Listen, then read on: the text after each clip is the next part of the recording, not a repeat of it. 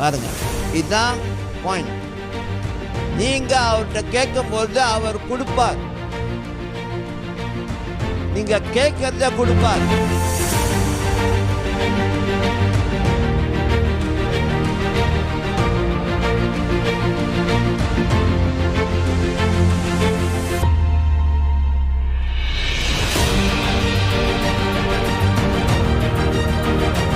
பொல்லாதவர்களாகிய நீங்கள்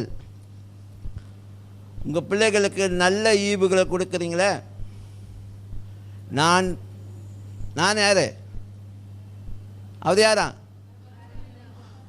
பரமபிதா. என்னது? இன்னும் அதிக நல்லவர்.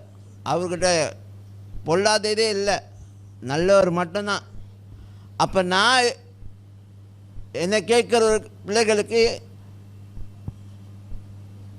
கொடுப்பேனா கொடுக்க மாட்டேனா? கொடுப்பேனா கொடுக்க மாட்டேனா? பாருங்க, இதுதான் பாயிண்ட். நீங்கள் அவர்கிட்ட கேட்கும்போது அவர் கொடுப்பார்.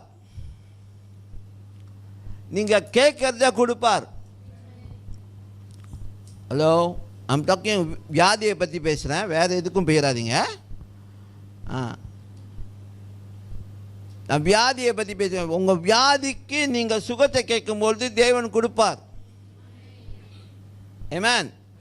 உங்கள் குறைபாடுகளுக்கு பணத்தை கேட்டீங்களா கொடுப்பார். சாப்பாடு கேட்டாலும் கொடுப்பார். ஆனால் we are talking about healing. எந்த வியாதியாக இருந்தாலும் நீங்கள் கேளுங்க அவர்கிட்ட. எனக்கு சுகம் வேணும் அப்பா, எனக்கு நீங்கள் சுகத்தை கொடுக்கணும் அப்படின்னு சொல்லி நீங்கள் கேட்கும்பொழுது அவர் கொடுக்கறது நிச்சயம்.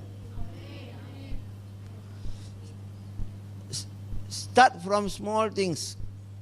சின்ன சின்ன காரியத்தில் உங்களுடைய விசுவாசத்தை முதலாவது அபியாசப்படுத்துங்க.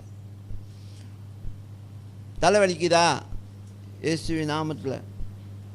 ரொம்ப தலைவலிக்குது, இயேசுவின் நாமத்தில் சுகம் உண்டாவதாகன்னு சொல்லி கட்டளை எடுங்க. நல்லா போச்சா? வாவ். புரியுதா? ஓகே.